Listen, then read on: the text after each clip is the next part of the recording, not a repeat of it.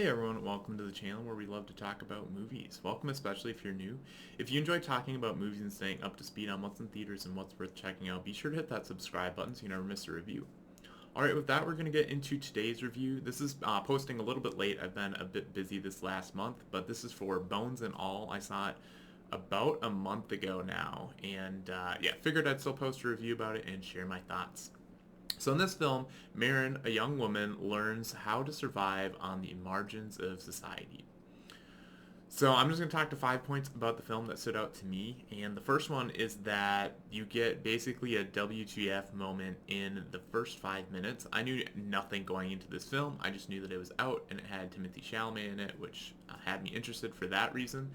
And yeah, when that pops up within the first 5 minutes, it was, yeah, it was not something I was ready for because I didn't know what the movie is about. So it was an experience, certainly for that reason, going in. So if you can go in blind, I would say try to do that. But yeah, and then point number two, I thought that the film uses like a very extreme condition that the main characters have to deal with, but it's still like, yeah, while that's not a like it's so extreme and out there, but it still focuses on the humanity and what it would be like to deal with such a condition, and it still focuses on the people and the characters. So I really like that bit of the film.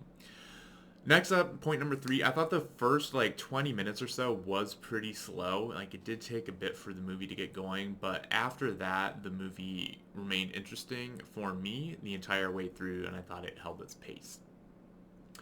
The fourth point I thought was Mark Rylance. He has a part in this film, and I thought it was interesting seeing him as kind of a villain. I've only seen him in a few other things where he's not the villain. He's very much the protagonist or that sort of a character. And he's been in several films this year. Like he was in, I think, Phantom of the Open, and he was in The Outfit, and then he was also in Ready Player One from a few years ago. But yeah, so that I thought was interesting in the film, and I thought he did a good job. And then a fifth point I thought was interesting. My view of Marin's dad kind of changed over the course of the film. I thought that was interesting as we kind of learn more about him through her, and I really liked that. I think anytime you can get your opinion to change on a character, especially if it's going from a bad opinion to a pretty good opinion, I really like when a film can do that effectively. So those are the five kind of main points that stood out to me about this film. But yeah, and then just kind of wrapping up, what is my overall letter grade for the film? I give this one a B.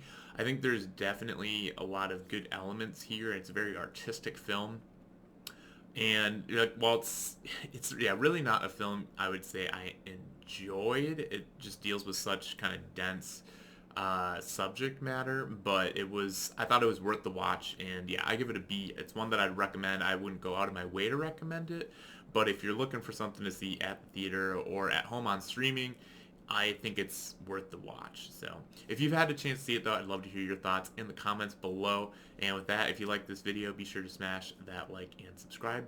And if, well, yeah, otherwise, thanks for watching, and we'll catch you in the next video.